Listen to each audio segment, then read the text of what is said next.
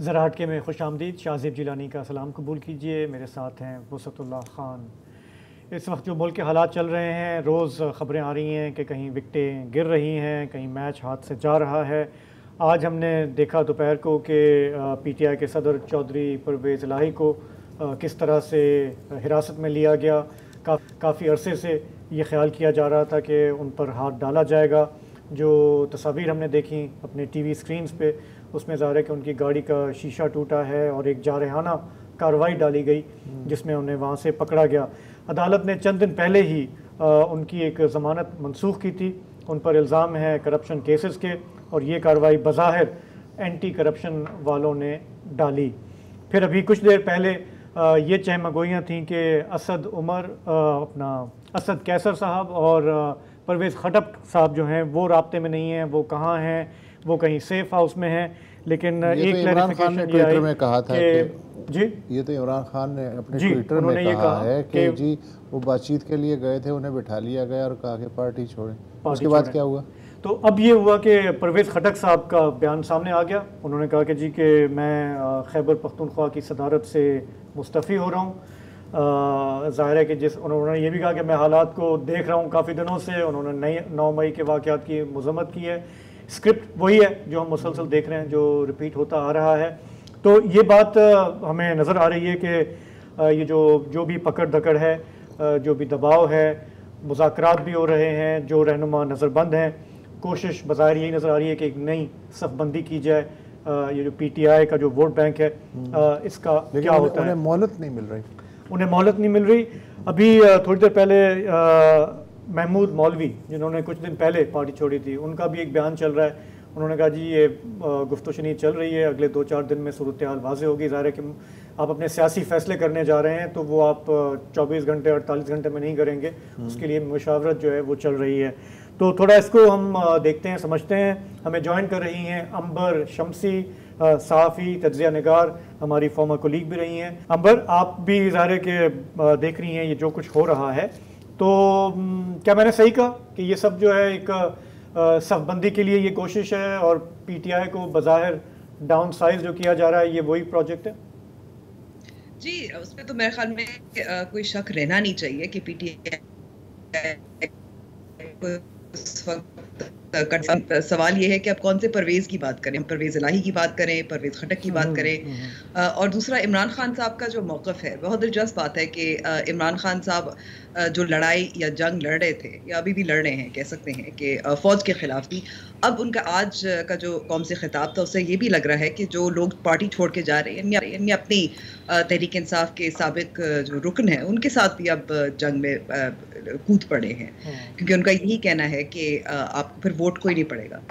اب جو پرویز خٹک صاحب کی اگر ہم پہلے بات کریں، پہلے ان پرویز کی بات کریں، دیکھیں اس وقت جو پاکستان تحریک انصاف کے پاس، کیونکہ جو اس وقت علیحدگی اختیار کر رہے تھے جو رہنما تھے، وہ زیادہ تر آپ کو نظر آ رہا تھا کہ پنجاب سے تھے.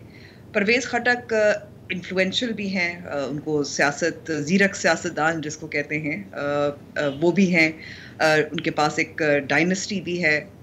وہ بہت دن سے غائب بھی نظر بھی نہیں آ رہے تھے، اور اب اچانک سے جو آج پریس کانفرنس ہوئی، بڑی مختصر سی پریس کانفرنس تھی جس میں انہوں نے صرف اتنا ہی اعلان کیا کہ میں عہدے سے استعفیٰ دے رہا ہوں. یہ نہیں کہا کہ تحریک انصاف سے استعفیٰ دے رہے ہیں. تو اگر ہم اس طرح سے جو فواد چودھری اور عمران اسماعیل اور مولوی صاحب جو ہیں ان کی ہم پریس کانفرنس دیکھیں، پرویز خٹک نے جو اعلان کیا ہے اس کو اگر ہم تھوڑا سا جوڑیں، جو آخری راستہ بھی عمران خان صاحب کے پاس پھر بھی رہتا تھا، جو ان کی مقبولیت ہے، ان کا میرے خیال میں کہ اوریجنل کنسٹیچوئنسی ہے وہ خیبر پختونخوا تھی. تو ایسے ہی نظر آ رہا ہے کہ یہ جو آخری یہ جو کنسٹیچوئنسی ہے جہاں پھر بھی زیادہ ان کو سیٹیں حاصل کرنے میں شاید زیادہ کامیابی ہو سکتی ہے، وہاں سے بھی توڑا جا رہا ہے. یہ جو سارا واقعہ ہوا تھا جہاں سارا دن یہی بتایا جا رہا تھا کہ پرویز خٹک صاحب اور اسد قیصر صاحب یہ جو مذاکراتی کمیٹی بنائی تھی عمران خان صاحب نے، وہ ملنے گئے تھے اور پھر منظر عام پر نہیں تھے، اور سیف ہاؤس میں ان کو نظر بند کیا گیا تھا عمران خان صاحب کے بغور. یہ لیکن مذاکرات تو کر رہے تھے، عمران خان صاحب کی خواہش تھی، انہوں نے اعلان بھی کیا تھا. تو دوسری طرف یہی اب لگ رہا ہے کہ جو بات چیت ہوئی تھی ان طویل مذاکرات میں یا نظر بندی میں، یہی ہے کہ اب جو آخری ایک عمران خان صاحب کا راستہ تھا وہ بھی اب بند کیا جا رہا ہے. اچھا میں یہ جاننا چاہ رہا ہوں عنبر کہ ظاہر سارا میلہ اس لیے لگایا گیا ہے کہ کسی طرح ان کو فی الحال سیاست سے باہر کر دیا جائے. جو الیکشن اگر ہونے جا رہے ہیں تو کم از کم اس حد تک. جب آپ نواز شریف کو نااہل قرار دے کے سیاست سے باہر نہیں کر پائے اور آج بھی وہ ظاہر ہے کہ پاکستان پہ ایک ڈیفیکٹو حکمرانی کر رہے ہیں, تو عمران خان کو کیسے سیاست سے باہر کیا جا سکتا ہے؟ کوئی نہ کوئی مطلب میری محدود عقل میں تو نہیں آ رہا کیسے ہو سکتا ہے اس طرح سے, اس طریقے سے. نہیں, آپ نے درست کہا. یہ جو اس وقت ہمیں 9 مئی کے بعد جو ایک مسلسل پریس کانفرنسز اور اسکرپٹ جو نظر آ رہی ہے, اس سے عمران خان صاحب کو کارنر کیا جا رہا ہے. ان کی جو انتخابی عمل میں حصہ لینے کی قوت جو وہ محدود کی جا رہی ہے. ظاہر ہے کیونکہ اگر آپ کے پاس, میں یہ بھی ہم ازیوم کر لے چلیں کہ عمران خان صاحب جیسے کہتے ہیں کہ ووٹ تو میرا ہے, میں کسی کو بھی کھڑا کر دوں گا تو وہ ووٹ پڑے گا, لیکن پھر بھی آپ کو حلقے کی سیاست ہو, آپ کو الیکٹیبلز, آپ کی ووٹنگ مشینری ہوتی ہے, کیمپیننگ کے لیے لوگ چاہیے ہوتے ہیں, وہ تو بکھر رہے ہیں, تو محدود تو کر دیا گیا. پھر دوسرا میں کہوں گی کہ یہ جو فواد چودھری صاحب کی ملاقات ہوئی تھی شاہ محمود قریشی صاحب کے ساتھ, اور آج جو پرویز خٹک صاحب نے جو اعلان کیا ہے, اس سے یہ بھی ظاہر ہو رہا ہے کہ ان کو بھی بتایا گیا ہے یا یقین دلایا گیا ہے کہ عمران خان صاحب نااہل ہو جائیں گے. اگر عمران خان صاحب نااہل ہو جاتے ہیں یا گرفتار ہو جاتے ہیں تو پھر پاکستان تحریک انصاف کے جو سیکنڈ ٹیئر جو رہنما ہیں, ان کا پھر وہ کس طریقے سے, وہ ہم کہہ سکتے ہیں شاید سمپتھی ویو بھی ہو. اس سے یہ ہم کہہ سکتے ہیں کہ چلے وہ جو ایک خدشہ تھا کہ کالا دم قرار دیا جائے گا شاید نہ ہو, لیکن دوسری طرف ان کے لیے بھی سپیس اور بھی مزید کم ہو جائے گی. جب عمران خان, آپ دیکھیں عمران خان صاحب خود جب کیمپین کرتے ہیں تو کتنی جان ہوتی ہے, عمران خان صاحب خود کھڑے ہوتے ہیں تو کتنی جان ہوتی ہے. ایک یہ ویکنس اور ونربلٹی بھی تو ہے نا پاکستان تحریک انصاف کی. آپ نے نواز شریف سے موازنہ کیا, جب نواز شریف صاحب کو نااہل کیا گیا تھا تو اس وقت انہوں نے شاہد خاقان عباسی صاحب کو وزیر اعظم بنا دیا. ایک سیکنڈ ٹیئر ہے موجود جو کمان سنبھال سکتی ہے. دوسرا یہ بھی ہے نا مصر صاحب, دیکھیں کہ مجھے یاد آ رہا ہے آپ کا جو پوائنٹ تھا کہ یہ پاکستان کے عمران ہے, کہ یہ بھی ہے کہ دیکھیں ایک demoralising effect on the top leadership. جو عمران خان صاحب کی ٹون تھی 9 مئی سے پہلے, اس میں بہت فرق آیا ہے, ان کو نظر آ رہا ہے کہ کس طرف جا سکتے ہیں. میں کچھ ایک بڑی پکچر میں دیکھنا چاہ رہا تھا کہ یہ ٹھیک ہے کہ 2018 کے جو جولائی میں الیکشن ہوئے تھے اس سے پہلے نواز شریف کو انہوں نے اندر کر دیا تھا تاکہ وہ جلسوں سے خطاب ہی نہ کر سکیں, اور انہیں وہ ہر صورت میں تھے کہ بس تحریک انصاف کو جیتنا ہے, اور وہ جیت گئی. لیکن ہوا یہ کہ آج وہی نواز شریف پاکستان پہ غیر رسمی طور پہ وہی حکمران ہے پریکٹیکلی. تو میرا سوال بنیادی طور پہ اب بھی وہی ہے کہ اتنے عرصے میں بھی یہ سارے ورزشیں کرنے کے بعد بھی, خان کی حکومت بنانے کے بعد بھی, اور سب کچھ کرنے کے بعد بھی نواز شریف کو آپ نے سیاست سے نہیں نکال سکے. تو وہی فارمولہ جب آپ عمران خان پہ استعمال کریں گے کہ فرض کریں اکتوبر کے الیکشن سے پہلے وہ بیہائنڈ دا بار ہوتے ہیں کسی بھی مقدمے میں, تو اس کا مطلب یہ کیسے ہو گیا کہ وہ پاکستان کی سیاست سے باہر نکل گئے؟ ہاں نہیں, یہ بات پاکستان کی سیاست سے تو باہر تو نہیں ہو سکتے نا آپ ایک آئیڈیا کو تو نہیں بند کر سکتے. اور اس میں کوئی شک نہیں ہے کہ عمران خان صاحب کا ووٹر اور بھی زیادہ میرے خیال میں متحرک یا ہو سکتا ہے, لیکن اس کا ایک دوسرا پہلو بھی تو ہے نا. اب آپ دیکھیں کہ نواز شریف ظاہر ہے اقتدار سے باہر نکلے رہے, مشکل وقت بھی گزارا, واپس آئے, لیکن وہ واپس آنے کا جو عمل تھا وہ بھی ظاہر ہے ایک تھوڑا سا عرصہ ہوتا ہے. دوسرا, نواز شریف اور پاکستان مسلم لیگ نواز نے جو تھوڑی بہت لڑائی جو ان کی تھی فوجی اسٹیبلشمنٹ کے ساتھ, وہ وائلنس کی طرف نہیں گئی. اس سے یہی آپ کو جو رد عمل نظر آ رہا ہے, جو فوج کی طرف سے نظر آ رہا ہے, یہ جو سختی آ رہی ہے, یہ 9 مئی سے پہلے تو آپ کو نظر نہیں آ رہی تھی. لوگ جا رہے تھے, ملاقات کر رہے تھے, ایک کانفیڈنس, عمران خان صاحب کانفیڈنس کے تو ماہر ہیں, مگر ایک پارٹی کے اندر بھی زیادہ کانفیڈنس ہے کہ ہم شکست دے پائیں گے, ہم انتخابات بھی کروا لیں گے اور جیت بھی جائیں گے.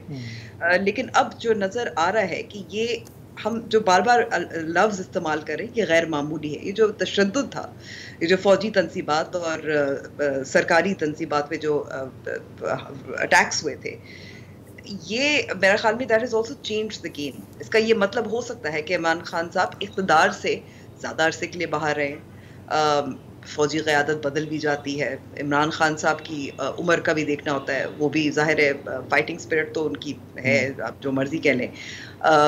ایسا نہیں کہ ان کی پارٹی ختم ہو جائے گی, بلکہ میں کہوں گی کہ یہ جو فواد چودھری اور یہ ساری کوششیں ہو رہی ہیں, اس سے یہی ظاہر ہو رہا ہے کہ پارٹی کو شاید ختم نہیں کرنے دے رہے, کیونکہ ایک پارٹی تو رکھنی ہوتی ہے نا, اس کو بالکل ختم تو نہیں کرنا ہوتا. So that is what seems to be apparent. اچھا یہ بتائیے کہ وہ ایک منیر نیازی کا بڑا مشہور مصرع ہے کہ کچھ شہر دے لوگ بھی ظالم سن, کچھ سانو مرندہ شوق بھی سی. امبر, میں آپ سے جاننا چاہتا ہوں کہ اوور آل جو پچھلے کم از کم 4-5 سال کی جو سیاست ہے, اور بالخصوص 1 سال کی جو خان صاحب کی سیاست ہے, کچھ لوگ کہتے ہیں کہ وہ اب بھی کرکٹر ہی ہیں, وہ فاسٹ بالر ہیں, تو کچھ زیادہ ہی فاسٹ گیندیں ہو گئیں, یارکر ہو گئے, باؤنسرز ہو گئے, اور سامنے ظاہر ہے کہ وہ کرکٹ کا میدان نہیں تھا, وہ تو سیاست کا میدان تھا. پھر دوسری بات یہ ہے کہ اگر عمران خان صاحب, ایک سیاسی چابک دستی بھی ہوتی ہے, بھلے دل میں آپ کچھ بھی سمجھتے رہیں کسی کے بارے میں, وہ یہ ہوتی ہے کہ 9 مئی کا جیسے ہی واقعہ ہوتا ہے تو ایک جو پریگمیٹک پولیٹیشین ہوتا ہے وہ یہ کرتا ہے کہ جی وہ بھرپور مذمت کرتا ہے, اور وہ کہتا ہے جی میری پارٹی پہ الزام لگ رہا ہے, یہ بنیاد ہے, اس کے باوجود میں اندرونی طور پہ تحقیقات کرانے کا اعلان کرتا ہوں کہ اس میں کون کون ملوث تھا اور اس سلسلے میں یہ ہو سکتا ہے. تو فوری طور پہ یہ اگر اقدامات ہو جاتے, اگر پریگمیٹک پولیٹیشین کی اپروچ سے دیکھا جائے, تو اس سے کیا کچھ ٹیمپریچر میں کمی آ سکتی تھی؟ بالکل. اب دیکھیں, اب یہ اگین میں I'll go back to this کہ عمران خان صاحب نے آج بھی کہا اور خطاب کر رہے تھے جو پاکستان پیپلز پارٹی PDM کی اور موجودہ حکومت کی جو جماعتیں ہیں, کہ آپ فوج کو اس طرح سے نہیں جانتے, اتنی اچھی طریقے سے نہیں جانتے جتنا میں جانتا ہوں. لیکن چلے آپ وہ بھی چھوڑ دیں کہ شاید وہی بہتر جانتے ہیں. لیکن اس سے یہ ظاہر ہوا ہے 9 مئی اور اس کے بعد عمران خان صاحب کا رد عمل, میں اس کو کہوں گی کہ پریگمیٹزم شاید نواز شریف اور دیگر جماعتوں نے ظاہر کی ہے, پاکستان پیپلز پارٹی نے بھی بہت زیادہ کی ہے.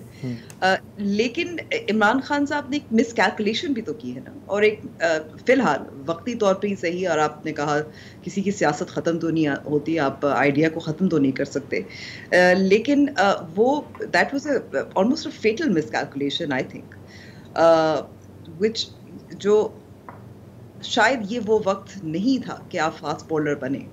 آپ کے بیٹسمین جو ہیں یا آپ کا جو لائن اپ ہے وہی گرے جا رہی مسلسل گرے جا رہی ہے, اور پھر آپ اپنے بیان بھی بدل رہے ہیں. آپ کبھی کہہ رہے ہیں کہ ایجنسیوں نے کیا, کبھی آپ کہتے ہیں کہ یہ ورکرز نے کیا. عمران خان کا جو انٹرویو ابھی BBC کے ساتھ تھا, اس میں بھی ان کو بھی ایسا لگ رہا ہے کہ ان کو سمجھ نہیں آ رہی کہ ان کے ساتھ ہو کیا رہا ہے. ان سے بار بار سوال پوچھا گیا تھا کہ آپ نے کمیٹی بنا لی, آپ مذاکرات کرنا چاہتے ہیں, آپ کے پاس کیا ہے آفر کرنے کے لیے. وہ جواب نہیں دے سکے تھے.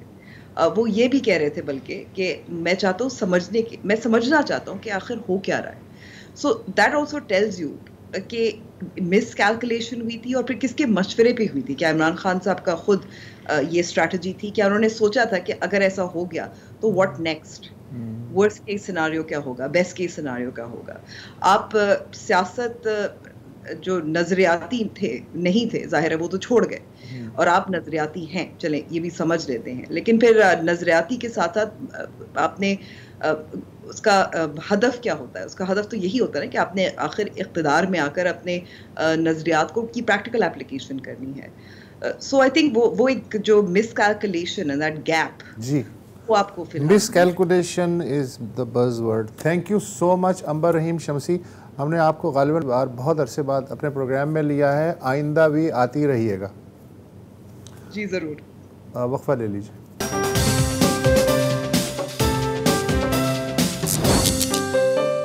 Welcome back.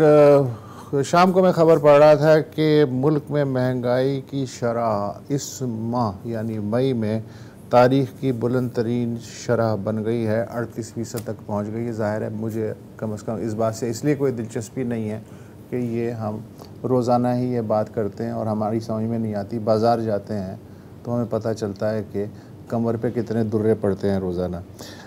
پھر یہ خبر بھی پڑی کہ غذائی اشیاء کی قیمتوں میں جو ہے افراط جو فوڈ انفلیشن ہے اس میں بھی 48% اس مہینے میں اضافہ ہو گیا۔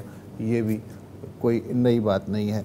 ایک البتہ نئی بات آج ہمیں لگی، وہ یہ کہ اب تک تو یہ تھا کہ روپیہ اپنی قدر کھو رہا تھا ڈالر کے سامنے، اور اگر فرق بھی پڑتا تھا تو 2-3 روپے کا پڑتا تھا۔ آج اچانک سے یہ چمتکار ہوا کہ ڈالر کے مقابلے میں روپے کی جو قدر ہے وہ ایک جمپ میں 13 روپے بڑھ گئی۔ یہ کیسے ہوا کہ کل تک ڈالر 311 روپے میں بک رہا تھا اور آج 298 کا ہو گیا؟ اس کی کئی ٹیکنیکل تعویلات جو ہیں میں نے پڑھی، میری سمجھ میں نہیں آئیں، لہٰذا میں نے فوریکس ایسوسی ایشن کے سیکریٹری جنرل ظفر پراچا صاحب کو زحمت دی ہے کہ وہ ہمیں اس کی فارغ جائیں کہ یہ اچانک سے اتنا ٹیمپریچر کیسے گرا ہے ڈالر کا۔ السلام علیکم جناب۔ وعلیکم السلام۔ جی جناب، آپ کا کہنا بالکل ٹھیک ہے کہ آج ڈالر کا ریٹ کم ہوا ہے۔ اس کی مین وجہ تو یہ ہے کہ اسٹیٹ بینک نے کل ایک سرکولر ایشو کیا ہے۔ جی میری آواز آ رہی ہے آپ کو؟ جی جی جی۔ اچھا، اسٹیٹ بینک نے ایک سرکولر ایشو کیا ہے کہ جو بینکس اپنے کریڈٹ کارڈ ہولڈرز جو ملک سے باہر ڈالر کے اندر شاپنگ کرتے ہیں یا پیمنٹس کرتے ہیں، وہ اب ایکسچینج کمپنیز سے نہیں خریدیں گے بینکس، وہ انٹر بینک مارکیٹ سے خریدیں گے۔ اوکے۔ کیونکہ انٹر بینک اور اوپن مارکیٹ میں فرق تقریباً 30 روپے کا چل رہا تھا کل تک۔ بالکل۔ تو یہ انہوں نے جو ایک کام کیا کہ وہ اور ایکسچینج کمپنیز کے پاس جو اس وقت بزنس ہے اس ٹوٹل بزنس کا 80% بزنس ہی یہی ہے۔ تو وہ 80% جو ہمارا برڈن تھا وہ انہوں نے ادھر شفٹ کر دیا، یعنی کہ انہوں نے ہمارا یہ بزنس لے لیا۔ ہونا تو یہ چاہیے تھا کہ ہم بزنس لینے پہ ناراض ہوتے، لیکن ہم خوش ہوئے۔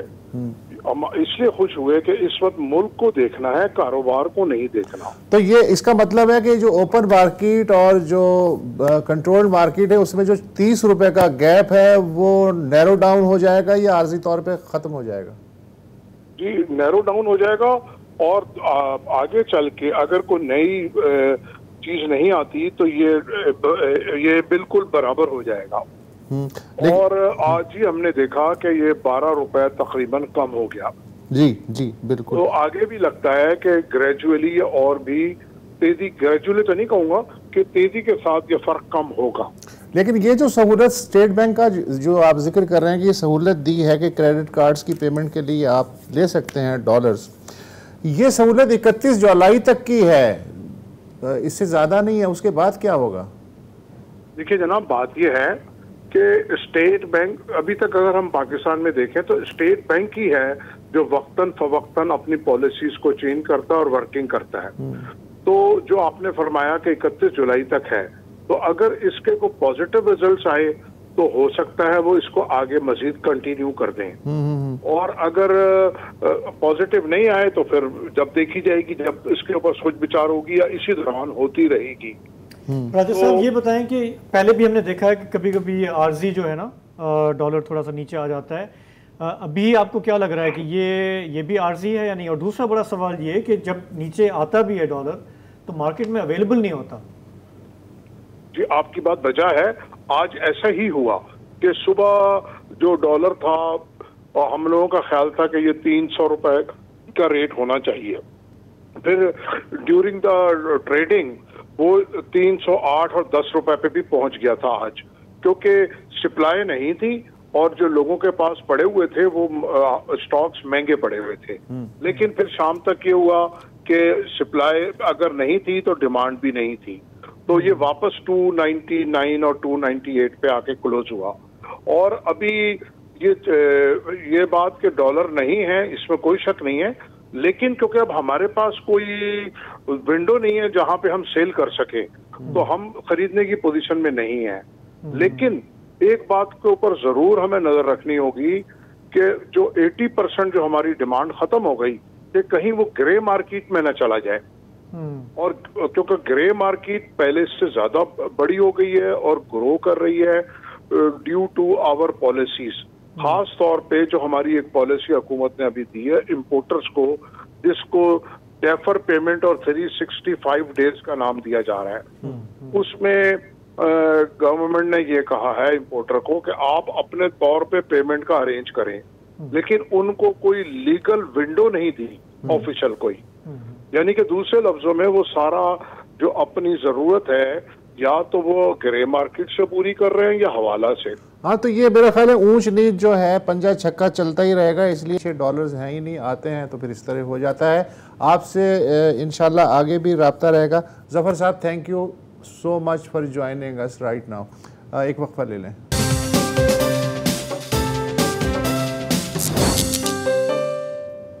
Welcome back. माउंट एवरेस्ट नाम तो सुना होगा, 2932 फुट बुलंद, ये दुनिया की सबसे ऊंची चोटी कही जाती है।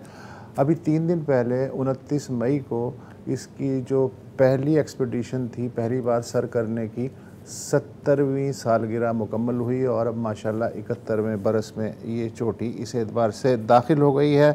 29 मई 1953 को सर एडमंड हिलरी और उनके साथी तेनजिंग नोर्गे ने ये चोटी सर की थी। तब से अब तक 6350 को पैमा इस चोटी पे पहुंच के उतर चुके हैं। और ये कामी रीटा शेरपा ने तो ये 26 बार सर की है, उन्होंने वर्ल्ड रिकॉर्ड कायम किया है। ये जो कोहपैमा है, इनमें 740 ख़वातीन हैं और 1-2 टांगों से माजूर साबिक़ गोरखा फ़ौजी वो भी इसमें शामिल हैं। वो अपनी तो नौयत का रिकॉर्ड है।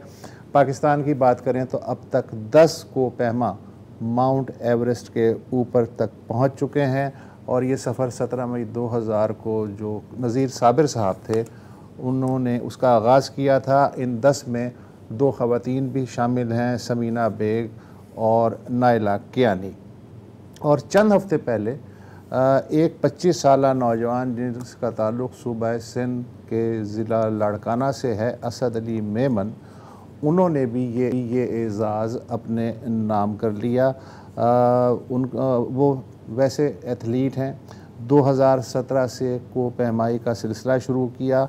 उनका हदफ है कि 7 बर्रे आज़मों की 7 चोटियाँ प्लस अंटार्कटिका, ये वो सर करें। अभी तक वो जनूबी अमेरिका की बुलंद तरीन चोटी, अलास्का, यूरोप की बुलंद तरीन चोटी और अफ्रीका का माउंट किलिमंजारो जो है वो चढ़ के उतर चुके हैं। खुशकिस्मती है कि वो हमारे साथ इस वक्त मौजूद हैं। Thank you so much for गस। ये बताओ असद के तुम्हें नॉर्मल ज़िंदगी क्यों पसंद नहीं है? मसलन ये गोरख हिल वगैरह बंदा चढ़ जाता है, अपना पूरा कर लेता है शौक़, ये क्या है सिलसिला कि ये कब से है, क्यों है ये कि यही करना है? सर, सबसे पहले तो बहुत शुक्रिया for having me on your show. It's pleasure being here. जी जी। आपने कहा नॉर्मल ज़िंदगी, मेरे लिए नॉर्मल ज़िंदगी ये है। कुछ लोग होते हैं जिनको एडवेंचर, रिस्क और थोड़ी सी लाइफ थ्रिलिंग चीज़ें पसंद है। कोई पहाड़ वहाड़ भी इस तरह का नहीं है, कारोंजर है या गोरख हिल है, तो ये आपने फिर कैसे किया? नहीं, ये लिमिट्स तो हमने खुद बनाई हुई है। ये तो आपने कैसे किया वो मैं जानना चाहता हूँ। मैं इस्लामाबाद गया। ओके। 2017 की बात है। मैं पहली दफ़ा एक वर्कशॉप मेरी नज़रों के सामने गुजरा थ्रू सोशल मीडिया। ठीक है। मैं वो वर्कशॉप अटेंड करने इस्लामाबाद पहुंचा हूं और फिर वहां से ये सिलसिला एक्सट्रीम स्पोर्ट्स का माउंटेनियरिंग में तब्दील होके मेरा पैशन बना। So that's was a turning point in my life और वहां से ये बेसिकली स्टार्ट हुआ। अच्छा, अभी आप वापस कब आए हैं एवरेस्ट से? मैं आया हूँ 28 को। ज़रा वहाँ के बारे में बताएं, ये तजुर्बा कैसा रहा, कितने दिन का ये मामला था, क्या क्या मुश्किलात पेश आईं? लोग अमूमन समझते हैं कि एवरेस्ट को क्लाइंब करना बच्चों का ख्याल है। आपने सिर्फ पैसे देने हैं उनको, आपने वहाँ पहुँचना है, शेरपाज आपको कंधों पे उठा के, ये बदनाम है। एवरेस्ट हमने भी यही सुना है, मकामी कुली जो है सामान वो उठाते हैं, आप वॉक करते हुए पहुंच जाते हैं। लेकिन ऐसा नहीं है, मैंने 2 महीने वहाँ गुजारे हैं। आप चाहे कितने भी अमीर हों, मेरे ग्रुप का एक बंदा था, ही वॉज वेल रिच, उसने 2 दफ़ा हेलीकॉप्टर इस्तेमाल किया, नहीं कर पाया। एवरेस्ट को क्लाइंब करना सिर्फ फिज़िकली आपको फिट होना लाजमी नहीं है, आपको मेंटली भी होना बहुत बहुत बहुत लाजमी है। जब आप 7000 मीटर के बाद ऊपर जाते हैं ना, 7000 तक तो ठीक है, आपको ऑक्सीजन की भी इतनी कमी महसूस नहीं होती, आपका जिस्म भी ठीक काम करता है, आपका दिमाग भी आपको बताता है कि आपको भूख लगी है, आपको प्यास लगी है, आपने कपड़े जो है वो थोड़े से ठीक करने हैं क्योंकि आपको सर्दी लगेगी। 7000 के बाद ये सारी चीज़ें उलट होना शुरू होती हैं। बजाय इसके कि आपको सर्दी लगे, आपको दिमाग आपको बताता है कि आपको गर्मी लग रही है, आप अपने कपड़े उतारना, दिस इज रियली, मेरी आंखों के सामने एक बंदा है, वो 7000 मीटर में जहाँ पे -15 का टेम्परेचर चल रहा है, हवाएं चल रही हैं, वो उतार रहा है कपड़े क्योंकि उसको गर्मी लग रही है, लेकिन उसको गर्मी नहीं लग रही। दैट्स द मतलब your mind is playing games on you. Exactly आपको वहाँ पे प्यास नहीं लगती, लेकिन आपको पानी पीना है, आप डिहाइड्रेट होते हो, आप ऊपर जा ही नहीं सकते। ये सारी गेम जो है वो 7000 के बाद, इलेक्ट्रोलाइट्स गड़बड़ हो जाते हैं। एग्जैक्टली 7000 के बाद तकरीबन आपको 2000 मीटर और ऊपर जाना है। 8848 मीटर्स उसकी बुलंदी है एवरेस्ट की, हम एवरेस्ट की बात कर रहे हैं।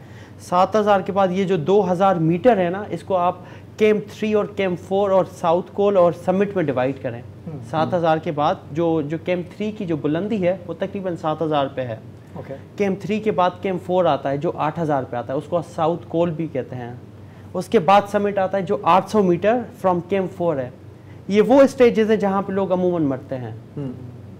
इस दफ़ा भी आप बता रहे थे कि डेडलीस्ट इस दफ़ा जो रिपोर्ट हुई हैं, क्योंकि ये लोग तो 12 शायद को पैमा 16 नो 16 इस सीजन में। उस 16 में 3 लोग हमारे ग्रुप के हैं। आपका ग्रुप कितना बड़ा था? 22 लोगों का ग्रुप। उनमें से 3 मर गए। अच्छा। एक तो मेरे आंखों के सामने उसकी डेथ हुई है। वो कैसे हुई है? हम समिट पे पहुंचे हैं, वेल फिट, कुछ भी नहीं, मेरी तरह आपको अंदाज़ा भी नहीं होगा कि ये कोई ऐसी हरकत करेगा जो इसकी जान गवा बैठेगा। वो बंदा समिट पे पहुंचा है और वहाँ समिट से उसने जंप मारी है, लिटरली उसने जंप मारी है। उसकी दिमाग ने उसके साथ क्या खेल खेला, बट ही वाज लाइक नहीं बस अब मैं या तो आप ये कहें वो मरने आया था, जो कि पॉसिबल ही नहीं है। He was there to summit. किस मुल्क का बाशिंदा था? ही वाज इंडियन ओरिजिन का था, इसलिए मेरा उसके साथ ज़्यादा लगाव भी था, but he lived in Singapore. अच्छा। सो 1 महीना हमने साथ गुजारा है। उसकी वो चेस का बहुत अच्छा प्लेयर था। तो आपके ग्रुप में कितने लोग? हाँ, 22 के करीब लोग थे और डिफरेंट नेशनलिटीज़ थी, मेक्सिको, साउथ अमेरिका, सिंगापुर, कुछ इंडिया से भी थे, 2-3 लोग इंडिया से थे। मैं थोड़ा सा ये क्यूरियोसिटी है मेरी, जो पहले वसत साहब ने भी सवाल किया कि लोग इस तरफ क्यों जाते हैं। आपने तो चले बता दिया कि आपके लिए एक एडवेंचर है, बट वहाँ पे जो आपने स्टोरीज शेयर की तो आपको क्या सुनने को मिला? Why are people risking their life for this? अब कुछ लोग they wanted to find the peace in their life. कुछ लोग मतलब कुछ मिसिंग है, कुछ मिसिंग है। आपकी जिंदगी में क्या मिसिंग है जो आप एवरेस्ट पे चढ़ गए? नहीं, मैंने एक मिथ को चैलेंज करना है। जब मैं पहली दफ़ा इस्लामाबाद गया, ये हकीकत जो बंदे वर्कशॉप अटेंड करवा रहे थे, जो कर रहे थे, उन्होंने मुझे कहा तुम कहाँ से आए हो? मैंने कहा सर मैं लारकाना, उस टाइम में आई वॉज फ्रॉम लारकाना, तो मैं लारकाना से फ्लाई करके गया था इस्लामाबाद। तो मैंने जब उनको बताया मैं लारकाना से हूँ, तो उन्होंने कहा तुम इस फील्ड में क्या कर रहे हो, तुम क्या करोगे आके? मुझे वो बात इतनी खटकी उसके चक्कर में आप फिर वहाँ मैंने अभी भी आप उनसे कभी लाइन पे लेके उनसे पूछिएगा कि उन्होंने मुझे एग्जैक्ट ये कहा था कि तुम तो लारकाना के, तुम कैसे कर पाओगे? क्या कर रहे हैं? बाज़ औक़ात एक चीज़ जो है वो आदमी को बिल्कुल ट्रिगर कर देती है। अच्छा, वक्फा ले रहे हैं और उसके बाद फिर आपसे गुफ्तगू जारी रहती है।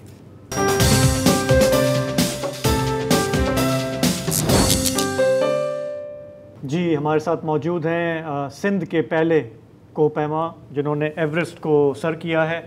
आप हमें बता रहे थे कि वहाँ पे जो लोगों के साथ अपनी स्टोरीज एक्सचेंज की, बाकी दुनिया से लोग आए हुए थे, तो क्यों मोटिवेट थे वो, क्यों अपनी लाइफ को इतना रिस्क करते हैं इस काम के लिए? नहीं, हम उसको एज अ रिस्क देखते हैं ना। कुछ लोग उसको एज अ मेडिटेशन देखते हैं, कुछ लोग एज अ उसको अपनी ज़िंदगी में सुकून, वो जो जॉब की ज़िंदगी है ना, अब जैसे सिंगापुर वाला था, he was a banker by profession, he was 37, उसने पूरी ज़िंदगी अपनी बैंकिंग में गुजारी. Now he wanted to find some piece in his life.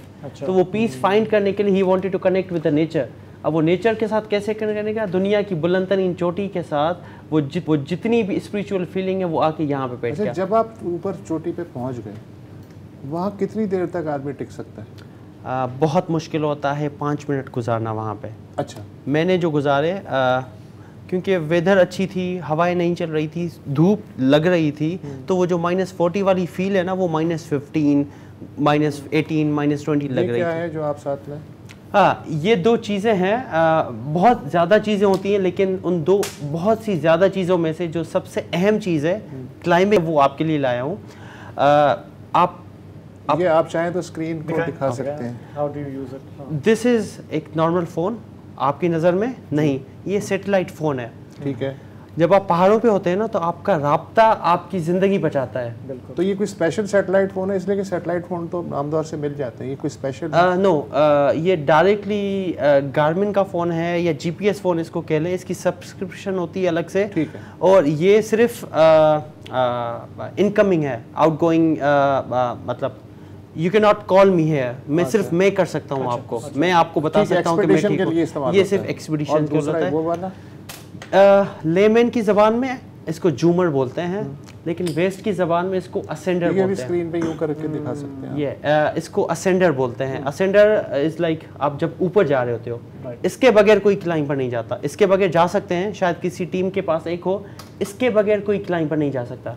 होता ये है कि आपने इसमें सिर्फ रस्सा आपने हुक किया, एंड फिर उस रस्से के थ्रू, अब क्योंकि एवरेस्ट इज सो कमर्शलाइज्ड, उसमें आपको बेस कैंप जब आप छोड़ते हो आपको रस्सा मिलता है. वो रस्सा 3000 मीटर का होता है, क्योंकि बेस कैंप 5000 पे है और जो उसकी बुलंदी है वो 8000 पे है. बेस कैंप से लेके समिट तक आपको रस्सा मिलता है. अब वो रस्सा आप हाथों से नहीं खींच सकते, उसके लिए आपको ये चीज़ चाहिए. ये बेसिकली हर क्लाइंबर के पास होती है, and this actually helps you to climb it. सो ये 2 चीज़ें मैं आपके लिए लाया. ये जो है, ये ज़ाहिर है कोई सस्ता खेल तो नहीं है. यस. एक तो इनकी फीस बड़ी भारी होती है, फिर ये है कि खुद आपके खर्चे, मैं पढ़ रहा था कि ऑन एन एवरेज 5 मिलियन रुपए रखते हैं एक एक्सपीडिशन पे ना, 50 लाख के पाकिस्तानी रुपए में अगर देखा जाए. तो आप तो इतने अमीर आदमी नहीं है, फिर आपने किस तरह ये कैसे फंड किया? ये मेरा 7वां साल है क्लाइंबिंग का. पिछले 6 साल तक मैंने ख्वारी काटी है. मैं आप नाम लें प्राइवेट सेक्टर का, मैं उसके पास गया हूँगा या मेरे पास प्रूफ होगा कि मैंने इसको रीच आउट किया है. मुझे इतना फेवरेबल आंसर नहीं मिला. मैंने फिर भी अपनी जिद्दोजहद की, एंड इन 6 सालों में मुझे इतने अच्छे दोस्त मिले, प्राइवेट दोस्त, जिन्होंने अपनी जेब से उठा के मुझे स्पॉन्सर किया. एंड दिस एवरेस्ट जर्नी, इसमें दोस्तों का काम नहीं था. आपने खुद पैसों का जिक्र किया, इसमें मुझे स्पेशली सीएम साहब का थोड़ा सा फेवर मिला. हुकूमत सिंध ने मुझे एवरेस्ट के लिए सपोर्ट किया, मुर्तज़ा वहाब के थ्रू, मतलब financially because I wasn't able to climb it, और I really wanted to do it. तो फिर मुर्तज़ा वहाब साहब ने इसमें थोड़ा सा इंटरेस्ट लिया, और हुकूमत सिंध की जो अल्पाइन क्लब वगैरह जो जिस तरह की, नहीं, ये सिर्फ अनफॉर्चुनेटली नाम की बॉडीज़ हैं, और क्रेडिट लेने के लिए ये तस्वीर खिंचवाने के लिए, तस्वीर खिंचवाने के लिए. हमने ये देखा है कि हमारे यहाँ जो ज़्यादा जो को पैमाम होते हैं वो नॉर्थ से आते हैं, गिलगित बल्तिस्तान के लोग ज़्यादा होते हैं. हालांकि बलूचिस्तान में, सिंध में भी पहाड़ हैं, और यहाँ के नौजवान को भी बड़ा शौक है, लेकिन कभी हमने इस तरफ तवज्जो दी नहीं है. जो अभी ये बात हो रही थी कि कॉर्पोरेट स्पॉन्सरशिप की, हमने माजी में देखा है कि बैंक्स हैं, बड़े बड़े इदारे हैं, मल्टी नेशनल्स हैं, वो अगर किसी का नाम हो जाता है तो फिर इश्तिहार देना वो शुरू करते हैं.